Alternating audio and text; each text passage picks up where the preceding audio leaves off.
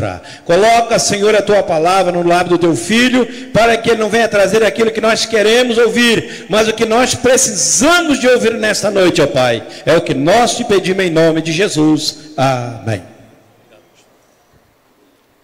Meus irmãos, a paz do Senhor. Livro do profeta Daniel, capítulo de número 1. Quero louvar a Deus por essa oportunidade de estar aqui com os irmãos. Quero agradecer também pela oportunidade de estar pregando na nossa igreja, uma responsabilidade muito grande. Deus abençoe a vida do nosso pastor e também do pastor Roque, que nos fez o contato para estarem aqui pregando nessa noite. Livro do profeta Daniel, capítulo de número 1. Nós vou fazer uma leitura do versículo 1 ao versículo 8. Depois, capítulo 2, apenas 3 versículos. No ano terceiro do reinado de Joaquim, rei de Judá, veio Nabucodonosor, rei da Babilônia, a Jerusalém e a sitiou. E o Senhor entregou nas suas mãos a Joaquim, rei de Judá, e uma parte dos utensílios da casa de Deus. E ele os levou para a terra de Sinar, para a casa de seu Deus. E pôs os utensílios na casa dos tesouros do seu Deus. E disse o rei a Aspenaz, chefe dos seus eunucos, que trouxesse alguns dos filhos de Israel, e da linhagem real dos nobres, jovens, que não houvessem defeito algum, formosos de aparência, e instruídos em toda a sabedoria, e sábios em ciência, e entendidos no conhecimento, e que tivessem habilidade para viver no palácio do rei, a fim de que fossem ensinados nas letras e na língua dos caldeus. E o rei lhes determinou a ração de cada dia, da porção do manjar do rei e do vinho que ele bebia, e que assim que fossem criados por 3 anos, para que no fim deles pudessem estar diante do rei. E entre eles se achavam, dos filhos de Judá, Daniel, Ananias, Misael e Azarias. E o chefe dos eunucos lhe pôs outros nomes, a saber, a Daniel pôs o de Beltesazar, e Ananias o de Sadraque, e a Misael o de Mesaque, e a Azarias o de Abed-nego.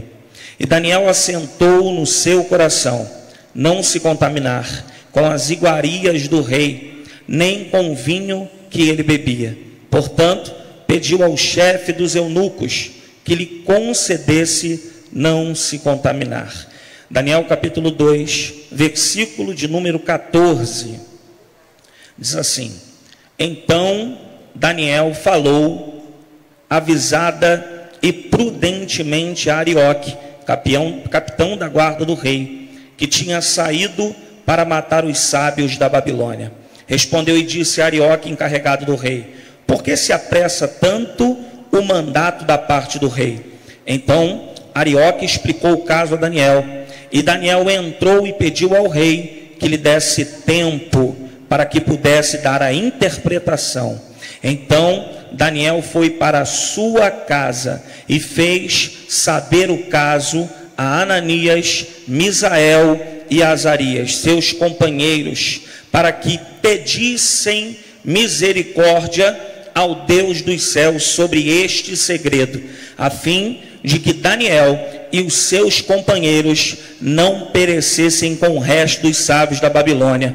Então foi revelado o segredo a Daniel numa visão de noite, e Daniel louvou ao Deus do céu. Quantos nessa noite creem que esta é a palavra de Deus? Diga amém. Tome seu assento em nome de Jesus.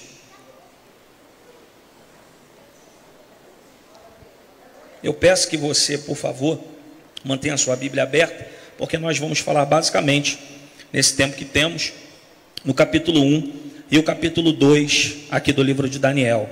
Nós conhecemos esse texto, é extremamente conhecido. Há algumas tendências de nos acharmos que esse texto, ou falar acerca de Daniel, é corriqueiro somente para a juventude. Mas assim que eu fiquei sabendo da responsabilidade de estar aqui com os irmãos, trazendo a palavra de Deus, eu me preocupei em pedir a Deus, e o Senhor ministrou essa palavra ao meu coração. Falar acerca destes meninos, destes jovens, Daniel, Ananias, Azarias e Misael, é falar acerca de um lugar em que eles estão inseridos, e este lugar é muito mais do que uma cidade. Babilônia é muito mais do que uma cidade muito conhecida na Bíblia. Babilônia é muito mais do que um império, muito mais do que uma nação em ascensão. Eu gostaria de, nesses primeiros 10 minutos, falar acerca de algumas características que a Babilônia tem, e não vou perder tempo aqui falando da Babilônia, mas com interesse no que Deus ministrou ao meu coração.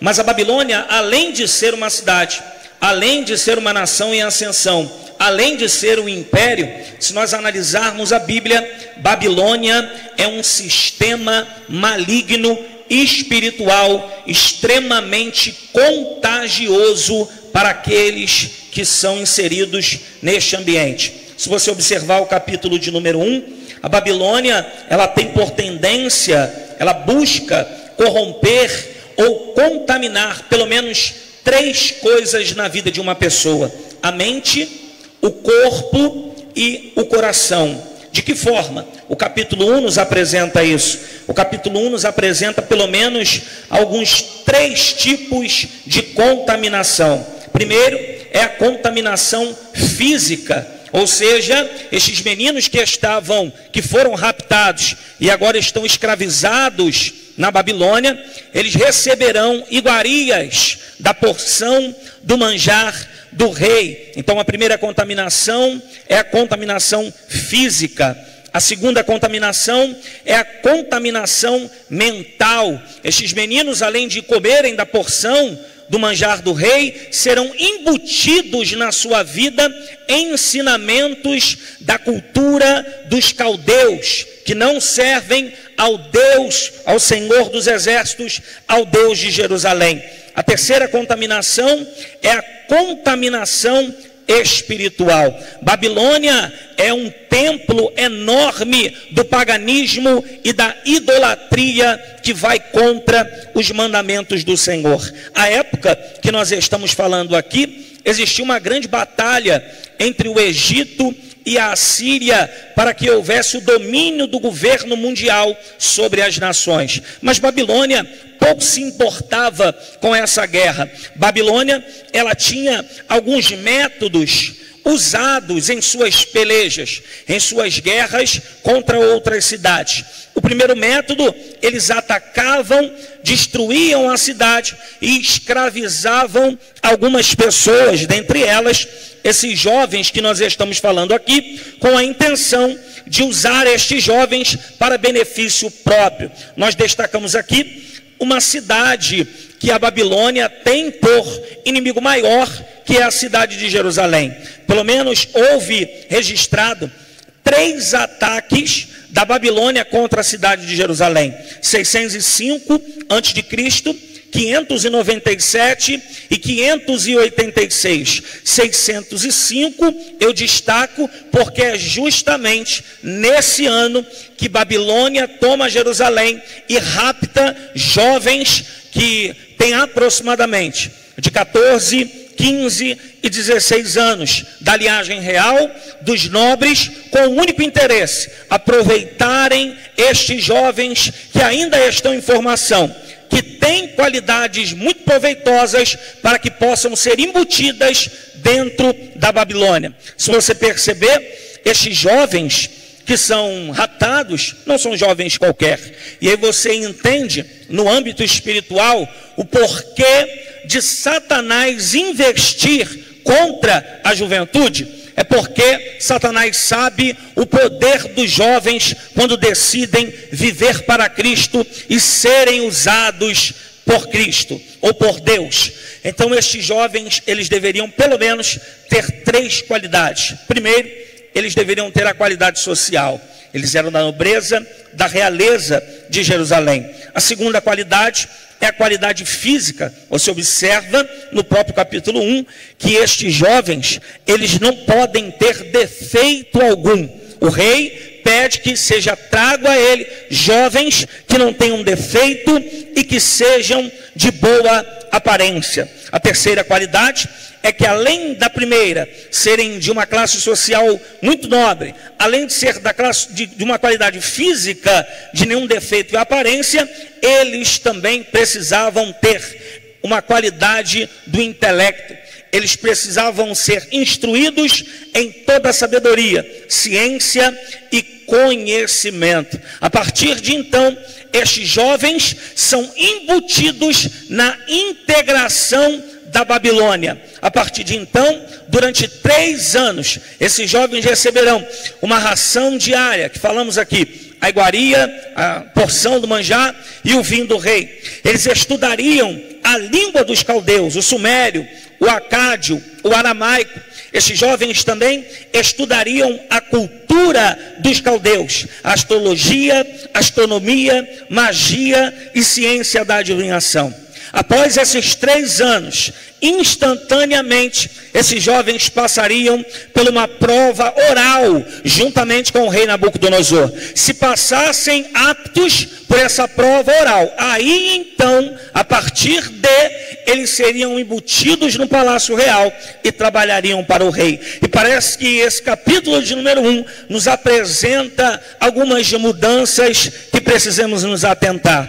No versículo de número 3, eles mudam a geografia destes 4 meninos. O versículo de número 4, mudam a língua e a cultura. No versículo 5, mudam os livros e o cardápio. No 7, a Babilônia muda os nomes e a identidade destes meninos. Louvado seja o nome do Senhor. Mas quando chegamos no versículo de número 8, a Babilônia não consegue mudar o caráter de Daniel, de Sadraque, de Mesaque e de Abidnego, que estão inseridos neste lugar. Penso eu, Diego, que se nós fôssemos trazer o entendimento desta não contaminação, se nós fôssemos perguntar a Daniel, que grito Daniel estava dando no versículo 8, Daniel estava gritando, eu estou na Babilônia, mas sou de Jerusalém. Penso que este mesmo entendimento, este mesmo espírito, este mesmo posicionamento pode servir no ano de 2020 para a igreja de Cristo. Vivemos em um tempo em que somos pressionados, vivemos em um tempo em que tudo está virando normal, mas eu louvo ao nome do Senhor, porque Deus continua sendo Deus, dono das Assembleias de Deus de Cordovil, e prego eu para as nossas igrejas nesta noite, e assim como Daniel, o nosso grito deve ser: nós estamos vivendo no mundo que parece a Babilônia, mas nós somos de Jesus Cristo e estamos de passagem nesta terra. Daniel, então, através dessa autoridade que Deus o dá, e eu, quando falo com os adolescentes, eu costumo dizer, irmãos, que Daniel é da alta gama de Jerusalém. Penso eu, de uma maneira bem tranquila, que se existisse açaí na época de Jerusalém, Daniel havia comido.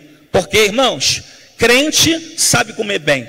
Crente entende o que é comida e o que é satisfação em comer. Só que Daniel está na Babilônia, vem um cardápio que não é o mesmo cardápio que ele está acostumado a comer. Daniel não se contamina. E aí eu só pude entender em uma seguinte frase que Deus acendeu ao meu coração. É simples: quem se alimenta da comida de Jerusalém não tem apetite pela comida da Babilônia. Existem muitas pessoas que estão se rendendo aos pratos que têm sido aproveitados. Por quê? Porque têm deixado de se alimentar com aquilo que é necessário para a sua vida.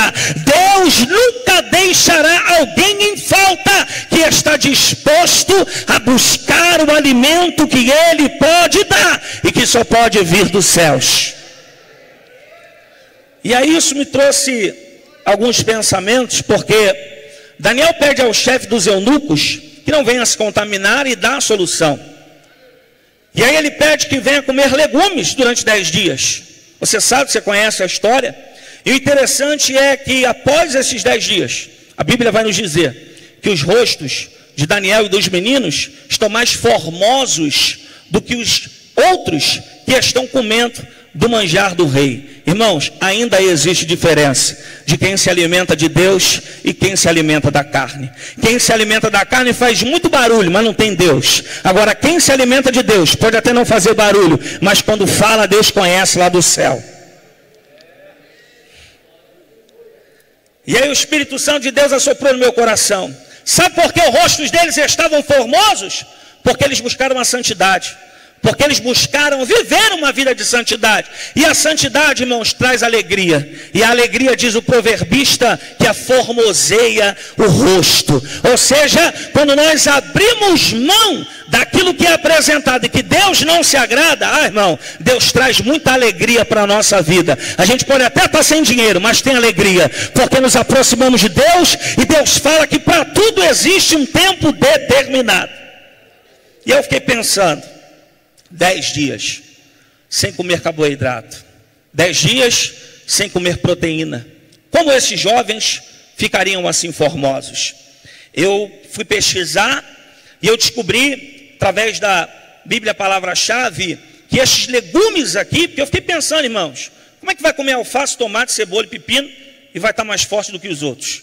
E aí, se você procurar depois na Bíblia Palavra-Chave, essa palavra legumes, no hebraico quer dizer arrom, que significa algo que é semeado, grãos de leguminoses, algo que é semeado e é plantado, ou seja, eles comem grãos. E aí eu pesquisei mais ainda e descobri que uma versão grega aponta pelo menos 2 tipos de grãos que esses meninos participaram da sua alimentação naquela época. O primeiro grão era o feijão, o segundo grão era a ervilha, só que a ervilha era triturada em pó. E o terceiro elemento era a água. Então, a dieta dos meninos era feijão, pó de ervilha e água. E aí, se você perceber, essa dieta aqui deve ser a nossa dieta. Porque o feijão contém ferro. A Bíblia fala que ferro representa poder. E se tem algo que a igreja de Cristo precisa no ano de 2020 é poder de Deus. Porque hoje a gente vê muita técnica, pouco poder. Hoje a gente vê muito mistério, pouco poder. Hoje a gente vê muita meninice, pouco poder. Mas o poder de Deus é real. O poder de Deus transforma. O poder de Deus convence. Paulo vai dizer em Romanos capítulo 1, versículo 16: porque o evangelho de Cristo é poder de Deus para a salvação de todo aquele que nele crê. Creio eu que nós venhamos a entender que no ano de 2020, através da oração, Deus deposite o poder dele sobre a sua igreja. Quem tem o poder de Deus não fica despreparado quando Deus envia numa batalha, porque a Bíblia também diz que Josafá estava com Acabe no deserto, estava sem a orientação de Deus.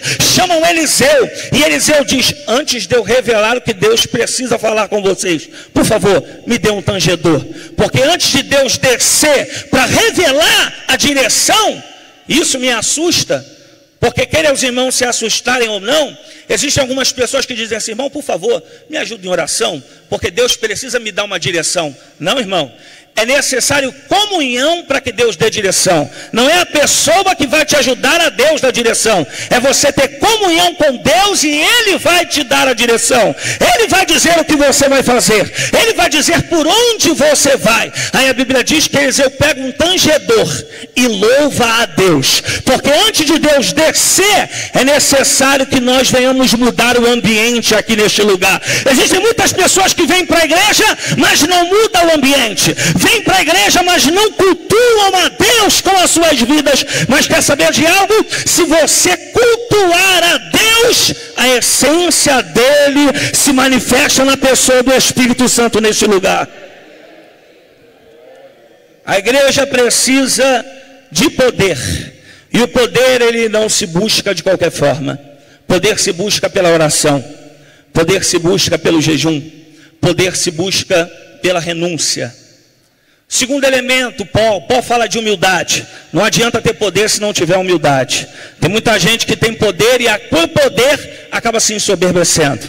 Pelo poder diz: na minha mão dá certo. Se for eu que assumir, vai ficar bom. Está vendo aí? está cheio, é porque eu estou na frente. Só que Deus, a própria Bíblia diz, que Ele abate os soberbos, mas dá graça aos humildes. Que nesta noite, Deus não só nos dê poder, mas nos revista da sua humildade, para entendermos que quem faz é Deus, quem dá é Deus, quem usa é Deus, e quem glorifica as nossas vidas é Deus nas nossas vidas. O próprio João Batista diz: é tu Moisés? É tu Elias? Não, eu não sou ninguém, eu sou só uma voz. E qual é o teu sermão? O meu sermão é um só, importa que ele cresça e que eu diminua. O terceiro elemento da dieta de Daniel: água. Porque é muito bom o poder, também é muito necessária a humildade, mas a igreja do século 21 precisa de palavra do Senhor. Palavra, irmãos, palavra, Bíblia Sagrada. Eu não estou falando de mensagens misticistas, ou mensagens com misticismo. Vem que vai dar certo, vamos dar 7 voltas, pula a muralha, quebra a barreira. Não, eu estou falando de essência da Bíblia Sagrada, essência que transforma, não pelos movimentos, eu não sou contra, mas pela essência das Escrituras. A palavra que cura, a palavra que salva, a palavra que revela, a palavra que Deus fala conosco. Nós vamos para casa e o nosso coração aquece por conta da palavra, não uma palavra triunfalista, muito menos facciosa, ou até algumas palavras que são pregadas hoje com heresia e que o povo não entende nada, volta para casa e isso me destrói, em ouvir uma pessoa e perguntar a ela: como foi o culto? Rapaz, o culto foi forte. E a mensagem? Foi mais forte ainda. E qual foi o texto? Eu não lembro, eu lembro que foi forte. Irmãos, eu fui pregar uma certa feita em uma igreja com a minha esposa, que eu percebi que 99% da igreja estava rodando, pulando, salteando, jogando as cadeiras o culto todo, e eu e minha esposa parados sem entender nada. E até, irmãos, confesso aos irmãos, de uma forma brincando, que eu pensei no meu coração: vou rodar aqui para eles verem que eu tenho também, eu não posso deixar eles achar que eu não tenho. E aí a minha esposa olhava para mim, eu olhava para ela, e aí no momento da palavra, os obreiros tudo dormindo, no momento da palavra, o povo mastigando chiclete, no momento da palavra, todo mundo conversando e mexendo no celular. Então eu penso que isto é por conta do rio que está sendo depositado. Então eu louvo a Deus também, porque a palavra de Deus, ela mostra e modifica a vida de alguém. A Bíblia diz que Jesus se apresenta à samaritana e ela diz: me dá dessa água. E ele fala: me dá, vem, bota a veste de pregador e vai agora voar por aí. Não, Jesus diz para ela: você quer beber dessa água? Essa água aqui não é qualquer, essa aqui é limpa, direto da fonte, você não vai ter mais sede. Só que tem um porém: chama teu marido e aí eu te dou dessa água. Ela fala: não, eu não tenho marido. E aí Jesus disse: é claro que você não tem, esses camaradas todos que passou aí é só seta na tua vida. Primeiro larga os maridos, depois vem beber da água. Aí a Bíblia diz que após a conversa com Jesus, irmão, ela abandona aquilo que ela vem fazer, porque a palavra tem esse poder. A palavra modifica a vida de alguém, que aquilo que ele queria fazer não faz mais, porque agora Jesus direcionou a sua vida. E a Bíblia diz que a mulher abandonou o seu cântaro e voltou para a cidade para anunciar quem era Jesus. Irmãos, só a palavra de Deus tem este poder. Só a palavra de Deus tem este poder de, enquanto estamos aqui, está trabalhando na vida de alguém da sua família que está preso em algo que Deus não se agrada. Mas saiba de uma coisa: a palavra de Deus pode lavar ele, pode trabalhar na vida dele e colocar aqui para nos ensinar, porque este é o Deus e esta é a sua palavra.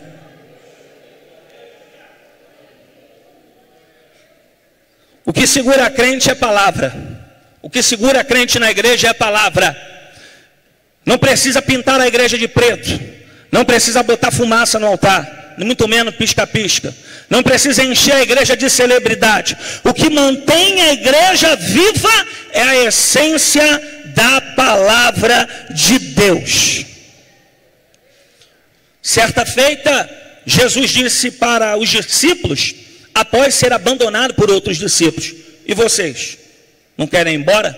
E os discípulos, e Pedro disse: Senhor, para quem existe um louvor que nós louvamos é muito bonito, mas eles têm tendência errada. Porque o louvor diz, para onde? E Pedro diz, para quem? Pedro tem uma referência que é Jesus. E Pedro percebeu que em Jesus existe a palavra. Para quem iremos nós, se só tu tens a palavra de vida eterna? Eu estou dizendo para alguém nessa noite, você tem vivido muitos intempéries que tem tentado fazer você desistir, mas fique tranquilo, Deus está contigo, e a palavra de Deus está sendo germinada no seu coração. Deus está estruturando a sua vida para que você avance um pouco mais, não pela sua força, mas por causa da palavra. Eu precisava dizer isso, porque a partir disso, a partir dessa dieta e aprovação, a Bíblia diz que se passa o período e eles vão para a prova oral. E o rei Nabucodonosor acha esses jovens 10 vezes mais inteligentes do que os outros. O capítulo 2 se inicia, aqui encerro, onde a Bíblia diz que Nabucodonosor tem um sonho que perturba a sua vida. Nabucodonosor tem um sonho em que ele sonha, mas não lembra do sonho.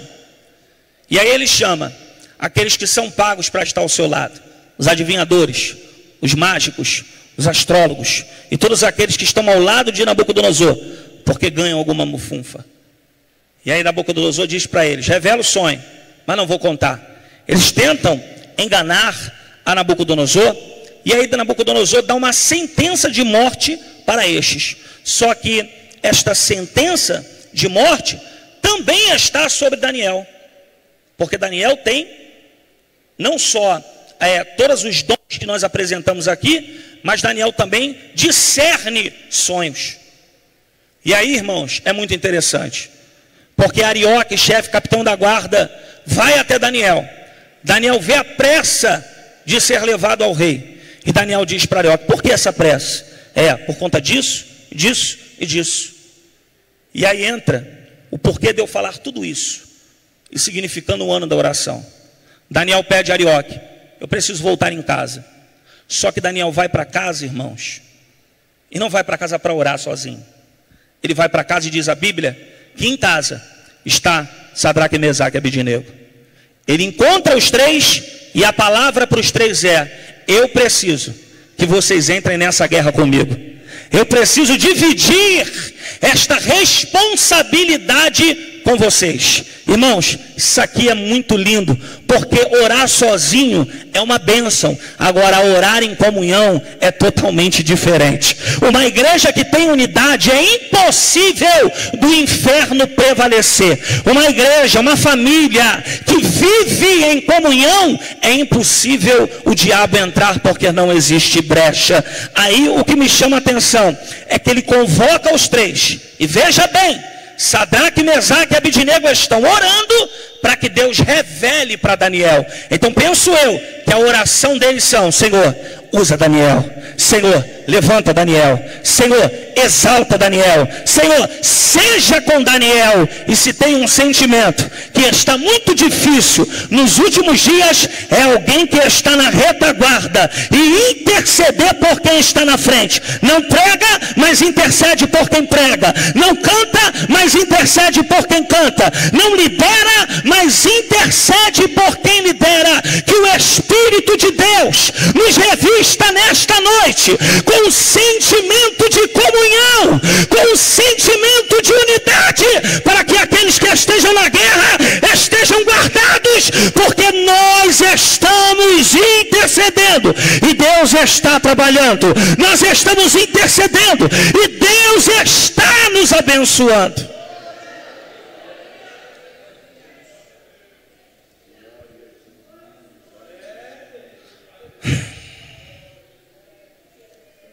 O mais lindo disso tudo é que Deus revela a Daniel. Daniel apresenta ao rei. O rei exalta Daniel. Só que se você vê no versículo 28, após Daniel ser exaltado, ele não se esquece, Rubim, de quem estava com ele na provação. Daniel levanta Sadraque, Mesaque e Abednego e constitui eles sobre a terra. Saiba de uma coisa, nós não precisamos entrar em espaços que não são nossos. Deus tem para cada um de nós algo da sua parte que é bom, que é reto, e que é sincero para as nossas vidas. Que nesta noite, de tudo que foi falado aqui, fique com esse sentimento, porque foi esse mesmo sentimento que a igreja de Atos dos Apóstolos em capítulo 12 teve. Eles perderam Tiago, perderam Pedro porque está preso beira a morte, mas a Bíblia diz que enquanto estava guardado Pedro, a igreja fazia contínua oração. E eu já disse isso aqui uma vez e repito em dizer que a oração dessa igreja era com 2 pedidos. Primeiro, traz Pedro de volta. Segundo, coloca Pedro no lugar de volta que o Senhor levantou ele. E que haja essa intercessão na nossa vida. Que haja essa intercessão na sua família. Que você se levante, mas se levante em comunhão. Que Deus te use no louvor, mas que na tua casa esteja em comunhão. Que Deus te use na palavra, mas você e a tua esposa estejam em comunhão. Que Deus exalte o teu nome, glorifique o nome dele na sua vida. Mas que os teus filhos tenham o desejo de entregarem a sua vida no altar. Que neste ano de 2020 redobre a sua atenção, porque Satanás virá para tentar encontrar uma brecha nas nossas vidas, mas nós estaremos igual Neemias e os seus soldados, com uma mão fazendo a obra e com a outra com a espada, para defender aquilo que Deus colocou sobre as tuas mãos. Que Deus guarde a sua família, que Deus guarde a sua vida e que Deus lhe encha do espírito de comunhão. Que Deus nos abençoe, e eu agradeço a oportunidade em nome de Jesus. Aleluia.